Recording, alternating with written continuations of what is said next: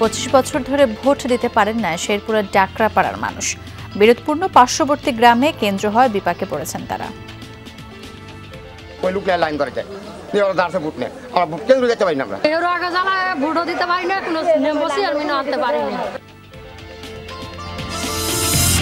জামালপুরে বিজয় দিবসের অনুষ্ঠানে শিক্ষা কর্মকর্তাকে লাঞ্ছিতের অভিযোগে মামলা, অভিযোগ অস্বীকার পৌর মেয়রের। বরগুনার প্রতিবন্ধী মেয়েকে নিয়ে প্রতিবেশীর গোয়াল ঘরে থাকছেন প্রবীণ মকবুল। যমুনার সংবাদ দেখে ঘর তুলে দেওয়ার আশ্বাস আইজিপির স্ত্রী।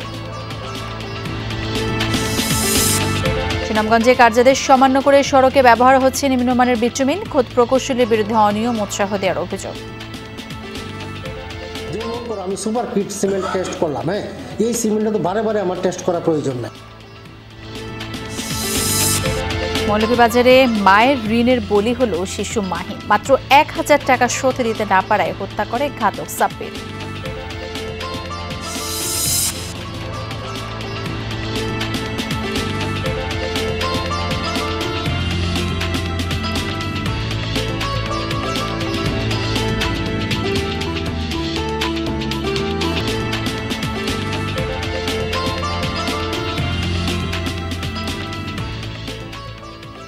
আমন্ত্রণ বিরতিহীন সংবাদ সারা দেশে আপনাদের সাথে রয়েছে আমি শাইল ইসলাম। এতক্ষণ শিরোনামগুলো দেখছিলেন, এবার চলে যাচ্ছি পুরো খবরে।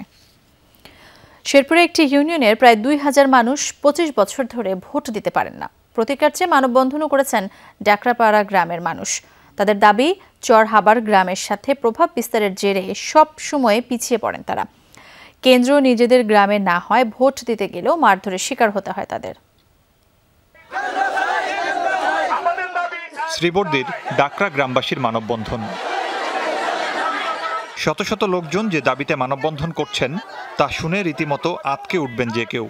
তাদের দাবি, দীর্ঘ 25 বছর ধরে কোনো নির্বাচনে তারা পছন্দের প্রার্থীকে ভোট দিতে পারেন না। অভিযোগ, ডাকরা গ্রামের ভোটার প্রায় 2000, অথচ তাদের গ্রামে নেই কোনো কেন্দ্র। তাদের ভোট দিতে যেতে হয় পার্শ্ববর্তী চরহাবর গ্রামে। সেখানে গেলেই তারা শিকার হন মারধর, হামলার, এমন অভিযোগ তাদের। আমরা চরহাবর সেন্টারে ভোট দিতে যেতে চাই না, কারণ সেখানে গেলেই রক্তপাত হয়। আমরা ভোট দিবার যাই আমার জীবন হারামো। এই ভোটটা তো কেন বঞ্চিত? আমরা ভোট দিবার গেলে আমার মা বোনের ইজ্জত নিয়ে টানাটানি, আমার মা বোনের হরানি। এখানেই শেষ নয়। ডাকরা গ্রামের ভোটারদের অভিযোগ, পার্শ্ববর্তী জেলা থেকে লোক এনে দেয়া হয় জাল ভোট। আমাদের আগে দলাই খেয়ে দাও, ওই লোক লাইন ধরে যায়, ভোট নেই, আমরা ভোট কেন্দ্র যেতে পারি না। আমরা আগে জ্বালা ভোটও দিতে পারি না, কোনো বসে আমি আনতে পারি না। 25 বছর ধরে ভোট দেওয়া হয় না। আঙ্গুর কেন্দ্র দরকার আছে, আমরা দরকার না বাবা। যদিও এমন অভিযোগকে নৌকার প্রার্থী দেখছেন বিদ্রোহীর ষড়যন্ত্র হিসেবে। আমাকে ফেল করার জন্য আমার নিজস্ব কেন্দ্র ডাকরাপাড়া চরহাবরের মাঝখানে মাঝামাঝি কেন্দ্রটি তারা পৃথক করার জন্যে, আমাকে বিভ্রান্তি করার জন্যে তারা অপচেষ্টা করে।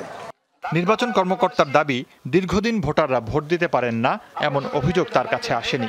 কেউ ভোট দিতে পারে নাই বা ভোট দিতে বাধা সৃষ্টি করেছে এরকম অভিযোগ একটাও আসেনি। আশা রাখি 26 তারিখে নির্বাচন অত্যন্ত সুষ্ঠু এবং অবাধ হবে, কেউ কাউকে বাধা দিতে পারবে না। চতুর্থ ধাপে শেরপুরের এই ইউনিয়নটিতে ভোট হবে 26 ডিসেম্বর। মুর্শিদুজ্জামান হিমু, যমুনা নিউজ। শেরপুর থেকে পর্যায়ে সরাসরি আমাদের সাথে যোগ দিচ্ছেন সহকর্মী আদিল মাহমুদ উজ্জ্বল। সরাসরি যেতে চাই তার কাছে। উজ্জ্বল, দিনভর সংবাদটি প্রচার হয়েছে, সংশ্লিষ্ট কোনো কর্তৃপক্ষ এই বিষয়ে কোনো ব্যবস্থা নেওয়ার আশ্বাস কি ইতিমধ্যে দিয়েছেন? হ্যাঁ শাইলা, আপনি জানেন যে আসলে গত 13 তারিখে কিন্তু আপনি জানেন যে ডাকরাপাড়া এবং চরহাবর যে ঘটনাটি, এটা নিয়ে একটা বিশাল মানববন্ধন হয়েছে এবং সেই সাথে বিক্ষোভ মিছিল হয়েছে। ঘটনাটি আজকে যমুনা টেলিভিশনে প্রচারের পরপরই কিন্তু এই বিষয়ে জেলায় ব্যাপক তোলপাড় শুরু হয়েছে। আমি কিছুক্ষণ আগেও জেলা নির্বাচন কমিশনের সঙ্গে কথা বলেছিলাম। তিনি আমাকে জানিয়েছেন যে আসলে বিষয়টি নিয়ে তারা নির্বাচন কমিশনে একটি প্রতিবেদন দিবেন এবং প্রতিবেদনের পরই আসলে বিষয়টি নিয়ে যা করবার সেই নির্বাচন কমিশন থেকে বলার পরই তারা করবেন। আমি আসলে এই বিষয়টি নিয়ে আজ বেশ জেলা প্রশাসনের কথা বলেছি, তারাও আমাকে আশ্বাস দিয়েছেন যে আসলে সামনে যে 26 তারিখে নির্বাচন, সেই নির্বাচনের আগে আসলে বিষয়টি মীমাংসা করা অনেকটা দুরূহ ব্যাপার। এই জন্য তারা যেন সৎ ভোট দিতে পারে সেই ব্যবস্থা প্রশাসনের পক্ষ থেকে নেওয়া হবে। আমি এই বিষয়ে আসলে আজকে আমি আমাদের এখানে এসেছে আমাদের জেলা নাগরিক কমিটির সাধারণ সম্পাদক এবং সাবেক ইউপি চেয়ারম্যান জনাব মিনহাজউদ্দিন মিনাল। আমি এখন তার সাথে এই বিষয়টি নিয়ে কথা বলবো। জনাব মিনাল, আপনি তো জানেন যে 25 বছর যাবত তারা ভোট দিতে পারেনি এলাকায়, এবং বিষয়টি আপনি নাগরিক কমিটি কিভাবে দেখছেন?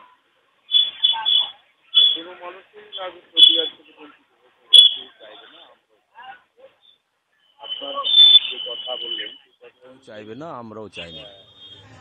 আপনার যে কথা বললেন সেই কথা অনুযায়ী শ্রীবর্দীতে ভেলুয়া ইউনিয়নে যে ঘটনাটা, এটা আমাদের কাছে একটু অস্বাভাবিকই মনে হয়েছে। কিন্তু আমরা যেটা দেখলাম শেরপুর জেলাতে যেভাবে অবাধ এবং নিরপেক্ষ নির্বাচন হলো, আমি আশা করি এখানেও একটা অবাধ এবং নিরপেক্ষ নির্বাচন হবে বলে আমি মনে করি। এই বিষয়ে আমার নির্বাচন অফিসার শ্রীবর্দী এবং জেলা নির্বাচন অফিসার এবং এসপি মহোদয়, জেলা প্রশাসক মহোদয় যদি একটু সুদৃষ্টি রাখেন, তাহলে আমার মনে হয় যে 11 নভেম্বর নির্বাচন হয়েছে, 28 নভেম্বর নির্বাচন হয়েছে, সেই নির্বাচন যদি সেই রকম হয় তাহলে আমার মনে হয় না যে কেউ নাগরিক অধিকার এবং ভোটের অধিকার থেকে বঞ্চিত হবে, এটা আমার মনে হয় না। ধন্যবাদ জনাব মিনহাজউদ্দিন মিনাল। আসলে দেখতেছিলেন যে উনি যে কথাটি বলেছেন, আসলে উনিও আশাবাদী আসলে একটি নিরপেক্ষ নির্বাচনের ব্যাপারে। তবে সেই গ্রামবাসীরা কিন্তু এখনো তারা আর প্রাণ ভয়ে সেই কেন্দ্রে ভোট দিতে চাচ্ছেন। এই বিষয়টি নিয়ে আসলে জেলা নির্বাচন অফিসার 26 তারিখের মধ্যে একটি সিদ্ধান্ত নেবেন, এমনই আসলে আশা করছেন গ্রামবাসী। শায়লা। উজ্জ্বল, ধন্যবাদ আপনাকে। রংপুরের গঙ্গাচড়ার একটি বিরোধপূর্ণ ইউনিয়ন পরিষদে রয়েছেন আমাদের সহকর্মী সরকার মাজহারুল মান্নান। সরাসরি তিনি আমাদের সাথে পর্যায়ে যোগ দিচ্ছেন। মাঝার, গেল কয়েকদিনে বেশ কয়েকটি আসলে সংঘর্ষ হয়েছে, রিটার্নিং কর্মকর্তা এই বিষয়ে কোনো ব্যবস্থা নিয়েছে কি?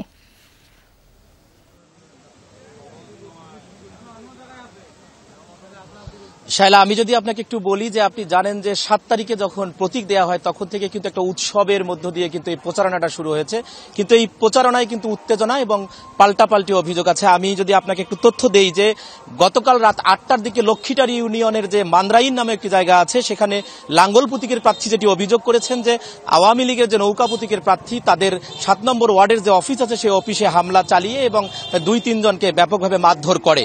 যদিও নৌকা প্রতীকের যারা প্রার্থী আছেন তিনি অভিযোগ করেছেন যে সেখানে নৌকা প্রতীক নিয়ে এবং মাননীয় প্রধানমন্ত্রীকে নিয়ে কটূক্তি করার কারণে কিন্তু এই ঘটনাটি ঘটেছে। এর বাইরে আর কিছুদিন আগে আমি যে ওয়ার্ডটিতে আছি, যে ইউনিয়নটিতে আছি, কোলকন্দ ইউনিয়ন, সেই কোলকন্দ ইউনিয়নের যে মোটর সাইকেলের যে প্রতীকের প্রার্থী আছে মুন্তাসির মামুন, তিনি যেটি অভিযোগ করেছেন যে বেশ কয়েকদিন আগে তাকে গাড়ি চাপা দেওয়া হয়েছে শহরে, এটি রংপুর মহানগরীর জায়গায়। তিনিও কিন্তু অভিযোগ তুলেছেন এটি যে নৌকা প্রতীকের সমর্থকরা এটি করেছেন। যদিও নৌকা প্রতীকের যিনি প্রার্থী আছেন তিনি ওই অভিযোগটি অস্বীকার করেছেন। এর আগে যে ঘটনাটি ঘটেছে যে নোহালী ইউনিয়ন, অর্থাৎ নোহালী ইউনিয়নটি আপনি জানেন যে কিছুদিন আগে কিশোরগঞ্জের নীলফামারীর কিশোরগঞ্জের যে গারাগ্রাম আছে ইউনিয়ন, যেখানে একটি হতাহতের ঘটনা ঘটেছে, নির্বাচন পরবর্তী সহিংসতা, একজন বিজিবি মারা গেছে, তার পাশেই সেখানে সর্দারপাড়া নামক একটি জায়গা আছে, সেখানে দুই পক্ষের মধ্যে অর্থাৎ নৌকার প্রতীক এবং লাঙ্গল প্রতীকের মধ্যে সংঘর্ষ হয়েছে এবং লাঙ্গল প্রতীকের যিনি প্রার্থী আছেন আশরাফ আলী, তিনি যেটি অভিযোগ করেছেন যে তার নিজের যে মোটরসাইকেল বাইকটি আছে সেটি কিন্তু নৌকা প্রতীকের প্রার্থী নিয়ে গেছে। আর নৌকা প্রতীকের প্রার্থী যিনি টিটুল আছেন তিনি অভিযোগ করেছেন যে তারও একটি মোটরসাইকেল কিন্তু নিয়ে যাওয়া হয়েছে। অর্থাৎ সব মিলে এবং এই ঘটনায় গঙ্গাচড়া থানায় আনুষ্ঠানিকভাবে অভিযোগ দায়ের করেছেন লাঙ্গল প্রতীকের প্রার্থী। গঙ্গাচড়া থানার যে ওসি আছেন জনাব সুশান্ত কুমার, তিনি যেটি জানিয়েছেন যে এই সব বিষয়গুলো তদন্ত করা হচ্ছে এবং তারা অতিরিক্ত টহল বাড়ানো হয়েছে এবং রিটার্নিং কর্মকর্তার সাথে আমার কথা হয়েছে, তিনি যেটি জানিয়েছেন যে কোনো ধরনের সহিংসতা, কোনো ধরনের উত্তেজনা এইখানে সহ্য করা হবে না এবং সুষ্ঠু, গ্রহণযোগ্য এবং আইনানুগ একটি ভোট নির্বাচনের জন্য তারা সকল প্রস্তুতি সম্পন্ন করছেন, এটি কিন্তু তারা বলছেন। যদিও মাঠে কিন্তু উত্তেজনা এবং পাল্টাপাল্টি অভিযোগ রয়ে গেছে। শায়লা। মাঝার, ধন্যবাদ আপনাকে।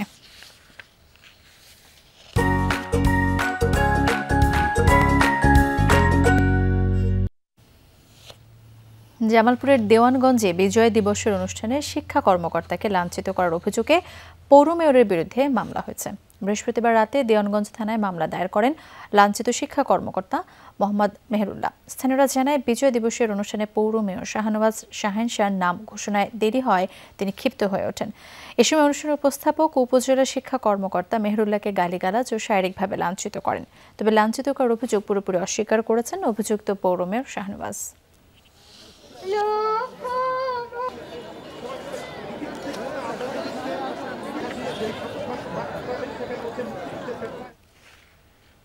জামালপুর থেকে পর্যায়ে সরাসরি আমাদের সাথে যোগ দিচ্ছেন সহকর্মী শোয়েব হোসেন। শোয়েব, শিক্ষা কর্মকর্তা লাঞ্ছিতের ঘটনাটি আসলে বেশ আলোচিত। মামলার পর পুলিশের পক্ষ থেকে কোনো পদক্ষেপ নেওয়ার কথা কি শুনেছেন আপনি?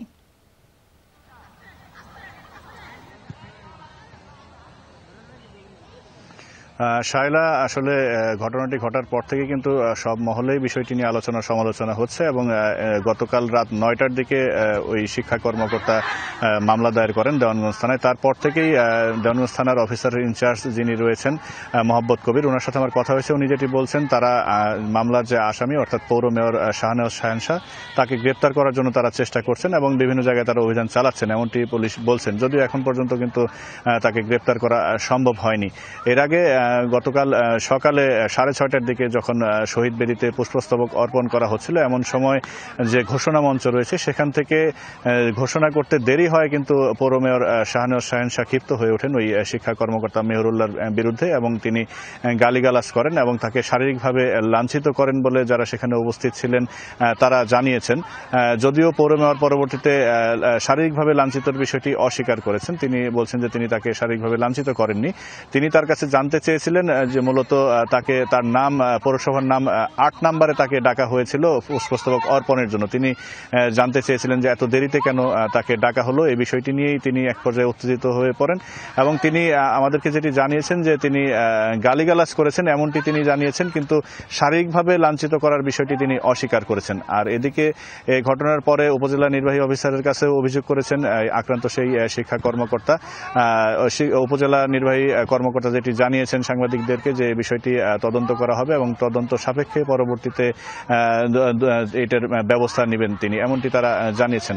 তবে যে ঘটনাটি, অনাকাঙ্ক্ষিত ঘটনাটি ঘটেছে এই মহান বিজয় দিবসের অনুষ্ঠানটিকে কেন্দ্র করে, এটি নিয়ে কিন্তু উপজেলার সকলের মাঝেই আলোচনা সমালোচনা চলছে এবং ওই মুহূর্তে যারা সেখানে উপস্থিত ছিলেন অন্যান্য সরকারি কর্মকর্তা সকলেই কিন্তু এমন একটি ঘটনায় বিব্রত হয়েছেন, এমনটি সকলেই জানিয়েছেন। শায়লা, শোয়েব, ধন্যবাদ আপনাকে। 4 ছেলের কেউই খোঁজ খবর নেয় না। থাকার কুড়ে ঘরটিও বৃষ্টি আর ঝোড়ো হাওয়ায় ভেঙে মাটির সাথে মিশে গেছে। 6 মাস ধরে বুদ্ধি প্রতিবন্ধী মেয়েকে নিয়ে প্রতিবেশীর গোয়ালঘরে ঠাঁই হয়েছে বরগুনার বেতাগাড়ি 70ঊর্ধ্ব মকবুল হাওলাদারের। খেয়ে না খেয়ে দিন কাটছে অসহায় বাবা মেয়ের। কনকনে শীত, তার উপর ঘরের চারপাশ খোলা, বিছানা বলতে খড়কুটোই ভরসা। 6 মাস ধরে প্রতিবেশীর গোয়াল ঘরে বসবাস বৃদ্ধ মকবুল হাওলাদার আর তার বুদ্ধি প্রতিবন্ধী মেয়ের। আমার খুব ঠান্ডা লাগে, তারপর মাইডেলই থাই, খুব কষ্ট হইতেছে। বৃষ্টি আর ঝোড়ো হাওয়ায় মাস 6 আগে মাটির সাথে মিশে যায় বেতাগী উপজেলার জিলবুনিয়া গ্রামের মকবুল হাওলাদারের জরাজীর্ণ কুড়ে ঘর। 4 ছেলে দিনমজুরের কাজ করে বরগুনার বাইরে। বৃদ্ধ বাবার খোঁজ নেয় না কেউই। যারা তুমি আনলে যা বেশি পোলারা খাইছি, আমিও খাইছি, আমি তো নেই, এখন আমার নাইকে আমার ফেলাই থেকে গেছে। প্রতিবেশীরা জানায় মানুষের কাছে হাত পেতে যা জোটে তা দিয়েই বাবা আর বুদ্ধি প্রতিবন্ধী মেয়ের পেট চলে। খেয়ে না খেয়ে কোনো রকমের দিন কাটে দুজনের। প্যারালাইসিস রোগী, আগে মানুষের কাছে চাইয়ে ভিক্ষা করিয়েই খাইতো, কিন্তু এখন তাও ঠিক মতন যাইতে পারে না। ওই জমি জমা বিক্রি করে ছেলে সন্তান খাওয়াইছে, তার খাওয়া ছেলে সন্তান যখন কামাই বেদা করে, এখন আর কোনো খোঁজখবর নিতে আসে না। নির্বাচিত হতে পারলে মকবুল হাওলাদারকে ঘর দেওয়ার আশ্বাস দিয়েছিলেন বর্তমান ইউপি চেয়ারম্যান। তবে এখন বলছেন পুনর্বাসনের বিষয়টি দেখবে স্থানীয় প্রশাসন। আমি যদি এটা তো আমার নিজের ব্যক্তিগত টাকায় দিয়ে দেওয়া লাগবে, এটা নির্বাহী স্যারে হ্যার সকল ক্ষমতার সে মালিক। যদি এই ধরনের একজন প্রতিবন্ধী বা অসহায় ফ্যামিলি থাকিয়েই থাকে, সেটা হে ইচ্ছে করলে দিতে পারে। সমাজসেবা কর্মকর্তার মাধ্যমে পরিবারটির দুর্ভোগের কথা জেনেছেন উপজেলা নির্বাহী কর্মকর্তা। দ্রুত পুনর্বাসনের আশ্বাস তার। এই বিষয়ে আসলে অবগত আছি এবং এই পরিবারের সামাজিক পুনর্বাসন করার জন্য যা যা করা দরকার, যে পদক্ষেপ নেওয়া দরকার, আমি খুব দ্রুত সেই পদক্ষেপগুলো নেব। কার্ড হারিয়ে যাওয়ায় 1 বছর ধরে বয়স্ক ভাতাও পান না বৃদ্ধ মকবুল হাওলাদার। জাহিদ হাসান, যমুনা নিউজ। এদিকে যমুনা টিভিতে সংবাদ প্রচারের পর কষ্টের অবসান হতে যাচ্ছে বরগুনার প্রবীণ মকবুল হাওলাদারের। তাকে ঘর তুলে দেওয়ার প্রতিশ্রুতি দিয়েছেন আইজিপি ডক্টর বেনজির আহমেদের স্ত্রী ও পুনাক সভাপতি জিশান মির্জা। আরও জানাতে বরগুনা থেকে পর্যায়ে আমাদের সাথে যোগ দিচ্ছেন আমাদের সহকর্মী ফেরদৌস খান ইমন। ইমন, বিষয়টি কখন নিশ্চিত করা হয়েছে সে সম্পর্কে আপনার কাছে বিস্তারিত জানতে চাই।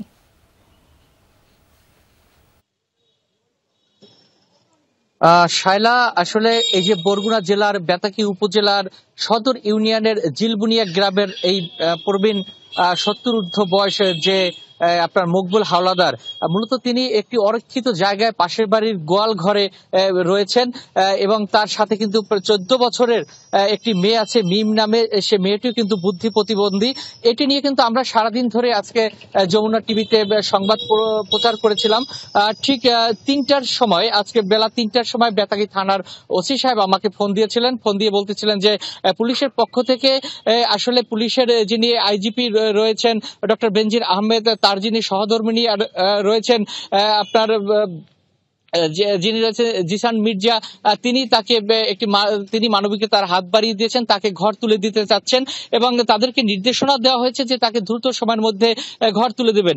এরপরে আমার সাথে আবার কথা হয়েছে মূলত পুলিশ হেডকোয়ার্টারের যিনি মিডিয়া পাবলিক রিলেশনস এর যে এআইজি রয়েছে মোহাম্মদ কামরুজ্জামান, তিনিও আমাকে এই বিষয়টি নিশ্চিত করেছেন এবং তিনি বলেছেন যে পুলিশের পক্ষ থেকে আইজিপি যিনি সহধর্মিণী আছেন জিসান মির্জা, তিনি তাকে ঘর তুলে দিবেন এবং মূলত তার কষ্ট লাঘব যাতে হয় সকল ধরনের ব্যবস্থা মূলত তাদের পক্ষ থেকে করা হবে।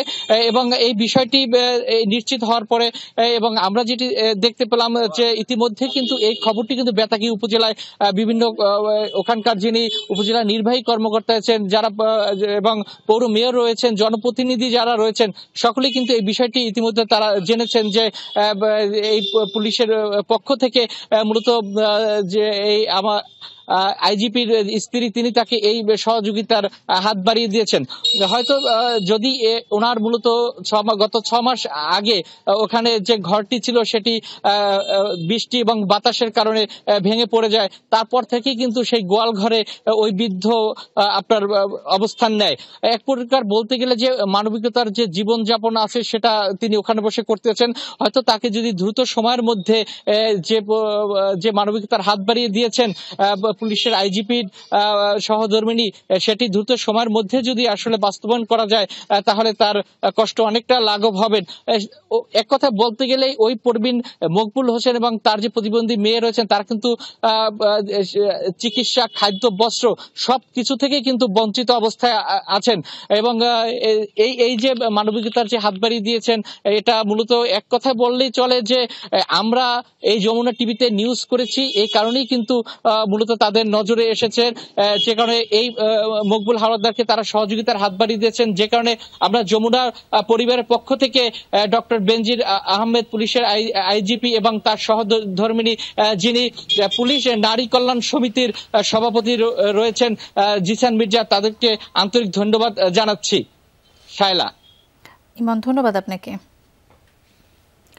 ল্যাব টেস্ট না করেই প্রায় 2 কোটি টাকা সড়ক উন্নয়ন প্রকল্প বিদেশি বিটুমিন ব্যবহার হচ্ছে, অথচ কার্যাদেশে দেশিটা ব্যবহারের কথা, কাজে নয়। কাজে 9/6 অভিযোগ থাকলেও ঠিকাদারের 7 খুন মাফ করে অনিয়মে উৎসাহ যোগাচ্ছেন খোদ দেখভালের দায়িত্বে থাকা প্রকৌশলী। সুনামগঞ্জ শহরে প্রায় 60 কোটি টাকার উন্নয়ন প্রকল্প বাস্তবায়ন করছে পৌরসভা। এর মধ্যে শহরের মমিনুল মুদ্দিন সড়ক থেকে হাসপাতাল পয়েন্ট পর্যন্ত সড়কের কাজ নিয়ে বিস্তর অনিয়মের অভিযোগ উঠেছে। যে কাজ করতেছে এগুলো তো শুধু রিপেয়ারিং, তার 2 মাস যায় কিনা সন্দেহ আছে। সেইখানে পলিটিক্যাল জিনিস আর শহরের অনেক বড় বড় মাথা আছে, যার কারণে মানুষ মুখ খুলতে ভয় পায়। প্রায় 1,92,00,000 টাকার এই প্রকল্পের কাজ দেয়া হয়েছে ঠিকাদারি প্রতিষ্ঠান মাহবুব এন্টারপ্রাইজকে। কার্যাদেশ অনুযায়ী নির্মাণ কাজে বাংলাদেশ পেট্রোলিয়াম কর্পোরেশন বিপিসির বিটুমিন ব্যবহার করার কথা। কতটা মানা হচ্ছে সেই শর্ত? বিটুমিন কোনটা ইউজ করছেন? বাংলাদেশি। এই বিটুমিন বাংলাদেশি না? বাংলাদেশি বিটুমিনটা বাংলাদেশি। কিন্তু কথা কাজে মিল কোথায়? ড্রামের গায়ে লেখা বলছে এগুলো আমদানি করা বিদেশি বিটুমিন। খুব ঠিকাদারও বলছেন সেই কথা। সবগুলাই মানে ইরানি বিটুমিন, মানে দুবাই বিটুমিন, ইরানি না দুবাই যেটা স্থানীয় সরকার প্রকৌশল অধিদপ্তর এই ধরনের বিটুমিনকে নিম্নমানের উল্লেখ করে ব্যবহার নিষিদ্ধ করেছে অনেক আগেই। বিদেশি বিটুমিনটা যাতে আমদানি বন্ধ করার ব্যবস্থা নেওয়া হয় আমরা সুপারিশ করেছি, যাতে কারণ এটা প্রায়শই আমরা মানহীন ভিটামিন বিদেশি বলে চালিয়ে দেওয়া হয়। তার উপর ব্যবহারের আগে পরীক্ষা বাধ্যতামূলক হলেও এই অর্থ বছরে কোনো ভিটামিনই ল্যাবে পরীক্ষা করা হয়নি। এই অর্থ বছরে পৌরসভা থেকে কোনো ভিটামিনের জন্য টেস্ট আসে নাই আর কি। অথচ গত বছরের অন্য একটি প্রকল্পের বিপিসি ভিটামিনের টেস্ট রিপোর্টকে বর্তমান প্রকল্পের প্রতিবেদন হিসেবে চালিয়ে দেওয়া হচ্ছে। বারে বারে টেস্ট করার প্রয়োজন নাই, একই মেটেরিয়াল যদি বারে, যেমন মনে করো আমি সুপার কিট সিমেন্ট টেস্ট করলাম, এই সিমেন্টটা তো বারে বারে আমার টেস্ট করার প্রয়োজন নাই। ফেরা যাক সড়কে নিম্নমানের ভিটামিনকে বিপিসির পণ্য হিসেবে দাবি করা পৌর কর্মকর্তা কি বলবেন এখন? আমরা তো জানি বলতে পারবেন ট্যাক্স হিসাবে আমাদের নির্বাহী প্রকৌশলী। এই প্রকল্পে ঠিকাদার কতটা সুবিধা পেলেন সেটি বড় কথা নয়, উল্লেখ করার বিষয় হলো যাদের দেখভাল করার কথা তারাই যখন অনিয়মকে নিয়মে পরিণত করতে উৎসাহ দিচ্ছেন, সেখানে নাগরিকদের অভিযোগের গুরুত্ব না পাওয়ারই কথা। এই অধ্যায় পাল্টে ফেলতে হবে। আমিনুল ইসলাম, যমুনা নিউজ, সুনামগঞ্জ। ব্রাহ্মণবাড়িয়ার সরাইলে ট্রাক চাপায় সিএনজি অটোরিকশার 3 আরোহী নিহত হয়েছেন। আহত হয়েছেন 2 জন। ভোরে সরাইলের বৈশামুড়া এলাকায় ঢাকা সিলেট মহাসড়কে এই ঘটনা ঘটে। হাইওয়ে পুলিশ সেনায় ভোরে সিএনজি অটোরিকশায় করে 4 শ্রমিক ইটভাটায় যাচ্ছিলেন। বৈশামুড়া এলাকায় পৌঁছলে বিপরীত দিক থেকে আসা একটি ট্রাক সিএনজিকে চাপা দেয়। এতে নিহত হয় জাহাঙ্গীর মিয়া, মাহফুজ মিয়া ও আমজাদ মিয়া। নিহতদের সবার বাড়ি শাহবাজপুর ইউনিয়নে। আহত 2 জনকে হাসপাতালে ভর্তি করা হয়েছে। দুর্ঘটনার পরপরই পালিয়ে যায় ট্রাকের চালক।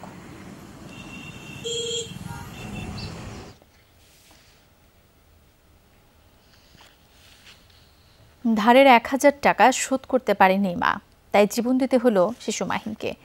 প্রতিবেশী যুবক সাব্বির ধার দেওয়া টাকা ফেরত না পাওয়ায় হত্যা করে শিশুটিকে। মরদেহ ফেলা হয় নদে। ঘাতককে গ্রেফতার করেছে পুলিশ। এমন নৃশংস ঘটনাটি ঘটেছে মৌলভীবাজারে।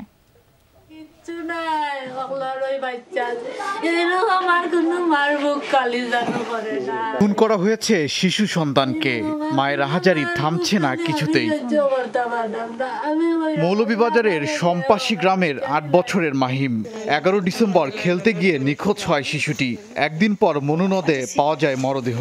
মাহিমের পরিবার জুড়ে নেমে এসেছে শোকের মাতম।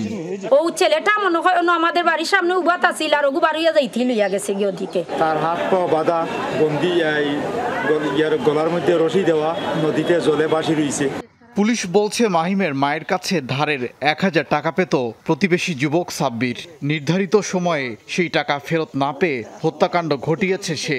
জিজ্ঞাসাবাদে দায় স্বীকারও করেছে ঘাতক। লাশ গুমের জন্য ফেলা হয় মনু নদে। পূর্ব পরিকল্পনার মাফিক এবং পূর্ব শত্রুতার জের ধরে যে 1000 টাকার কথা সে বলল, সেই 1000 টাকার প্রেক্ষিতে মূলত এই বাচ্চা শিশু যার নাম হচ্ছে মাহিম তাকে হত্যা করে। 1000 টাকার জন্য শিশু হত্যার ঘটনায় হতবাক এলাকাবাসী। অপরাধীর দৃষ্টান্তমূলক শাস্তি দাবি জানিয়েছেন তারা। এই মাসুম বাচ্চাটার সাথে তো কোনো ধরনের কোনো শত্রুমি থাকতে পারে না। আপনার লোকে আমার সংঘর্ষ বা লাগ মনোমালিন্য থাকতেও পারে, তাই বলে যে একটা সন্তান রে এরকম নির্মমতা। সবাই আতঙ্কিত, এমনকি আমার ইউনিয়নের যত চেয়ারম্যান মেম্বার আছেন, গ্রামবাসী সবাই লইয়া সবাই কালকে মানববন্ধন। মৌলভীবাজার সদর থানায় হত্যা মামলা করেছে শিশুটির বাবা। কারাগারে পাঠানো হয়েছে ঘাতককে। ওবায়দুর রহমান, যমুনা নিউজ। শীত মৌসুমে মাছ বাজারে সরবরাহের সংকট। নদীর মাছ তো বটেই, রাজধানীর সব দোকানে মিলছে না চাষের জাত। ফলাফল কেজিতে 20 থেকে 30 টাকা বেড়েছে সব মাছের দর।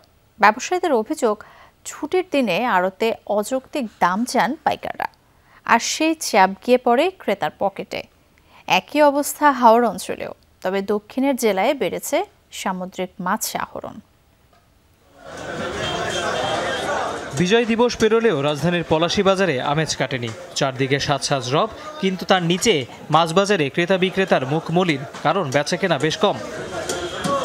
জানা গেল আড়তে সরবরাহ সংকট, তাই ছুটির দিনে চাহিদা অনুযায়ী মাছ আসেনি বাজারে। অনেক দোকানে শুরুই হয়নি দিনের কাজ। ফলাফল 300 টাকায় রুই মৃগেল এখন 350 টাকা, 500 টাকায় মিলবে 1 কেজি পাবদা কিংবা শোল। প্লেট হিসেবে 400 টাকার নিচে মিলবে না মলা, ট্যাংরা, পুঁটি আর কাচকির মতো ছোট মাছ। হাত দেওয়ার জো নেই ইলিশে।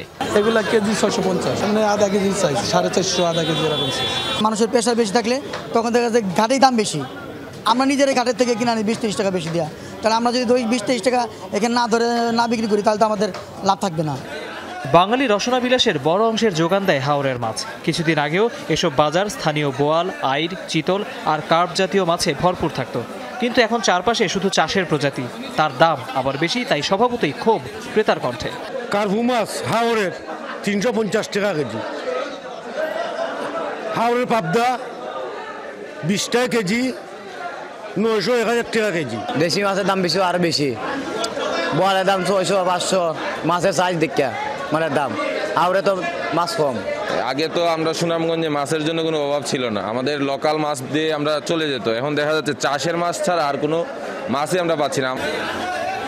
অবশ্য দক্ষিণের জেলা সাতক্ষীরায় সামুদ্রিক মাছের বেচাকেনা জমজমাট। হরিণা, গলদা আর বাগদা চিংড়ি তো বটেই, কোরাল, ভেটকি ও পার্শে মিলছে প্রায় সব দোকানে, কিন্তু দাম চড়া। ব্যবসায়ীদের যুক্তি, ঠান্ডা জেকে বসায় মাছ শিকারে যাচ্ছেন না অনেক জেলে। ছুটির দিন এই জন্য পেশি ধরো 6 টাকা বিক্রি হচ্ছে, 550, একরা মাছ 600, 550, 450 এরকম বিক্রি আছে। আর বাগদা 1200 টাকা কেজি। চিংড়ি মাছ অতিরিক্ত ঘের খাট হচ্ছে, এখন ঘেরে মাছ নেই, মাছ আবার ছাড়বে, তারপর হবে, তারপরে দাম কম হবে। ঘের খাট হচ্ছে, এখন তো মাছের দাম কম হওয়ার কথা, এখন তো মাছ অনেক দাম বেশি। বাজারে মাছের সরবরাহ স্বাভাবিক হতে সময় লাগবে আরও অন্তত 1 মাস। তৌহিদ হোসেন, যমুনা নিউজ, ঢাকা। নওগাঁ শহরের কাঁঠালতলী এলাকায় আগুনে পুড়ে গেছে ফার্নিচার তৈরির একটি কারখানা। দুপুরে বন্ধ থাকা কারখানাটিতে হঠাৎ ধোঁয়া উঠতে দেখে স্থানীয়রা। মুহূর্তেই আগুন ছড়িয়ে পড়ে। খবর দেওয়া হয় ফায়ার সার্ভিসকে। দমকল বাহিনীর কয়েকটি ইউনিটের চেষ্টায় প্রায় 2 ঘন্টা পর নেভে আগুন। কারখানাটিতে আসবাবপত্র তৈরির বিভিন্ন সরঞ্জামাদি মজুদ ছিল। আগুন লাগার কারণ এখনো জানা যায়নি। হতাহত হয়নি কেউ।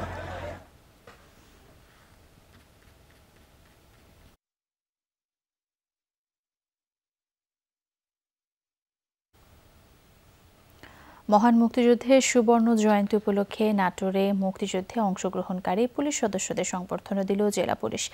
শুক্রবার সকাল 10টার দিকে বড় হরিশপুর পুলিশ লাইন্সে সংবর্ধনা দেওয়া হয়। সদর সার্কেলের অতিরিক্ত পুলিশ সুপার মোহাম্মদ মহসিনের সভাপতিত্বে আয়োজিত অনুষ্ঠানে মুক্তিযুদ্ধে অংশগ্রহণকারী 30 জন পুলিশ সদস্যদের সংবর্ধনা প্রদান করে পুলিশ সুপার লিটন কুমার সাহা। এ সময় উপস্থিত ছিলেন পিবিআই পুলিশ সুপার শরীফ উদ্দিন সহ অন্য পুলিশ কর্মকর্তারাও। অনুষ্ঠানে আমন্ত্রিত মুক্তিযোদ্ধাদের ফুল এবং উত্তরীয় পরিয়ে বরণ করে নেওয়া হয়। পরে আমন্ত্রিত মুক্তিযোদ্ধারা বক্তৃতা করেন। পুলিশ সুপার তার বক্তব্যে মুক্তিযোদ্ধাদের নানা সমস্যা সমাধানের আশ্বাস দেন।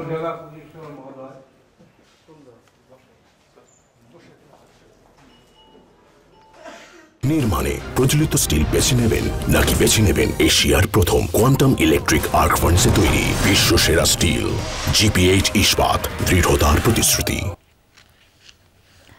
মালয়েশিয়ায় কর্মী পাঠানোর ক্ষেত্রে আর সিন্ডিকেট হবে না বলে আশ্বাস দিয়েছেন প্রবাসী কল্যাণমন্ত্রী ইমরান আহমদ।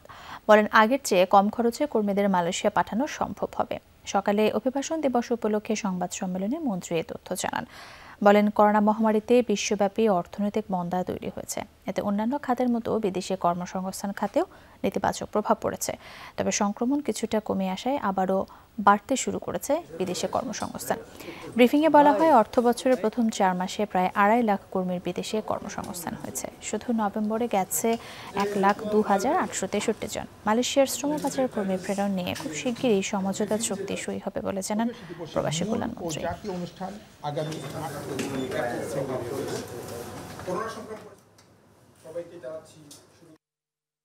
আমার যে আগের যে কমিটমেন্ট ছিল এখনও সেই কমিটমেন্ট আছে। আমি কিন্তু কোনো সিন্ডিকেটের পক্ষপাতী না। আমরা যা কিছু প্রস্তাব করেছি সেখানে কিন্তু সিন্ডিকেটের কোনো সুযোগ আমরা কিন্তু করে দেইনি।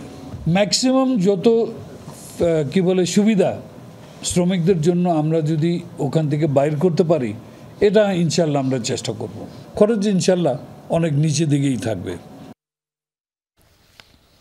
দর্শক, এই ছিল সংবাদ সারা দেশের আজকের আয়োজনে।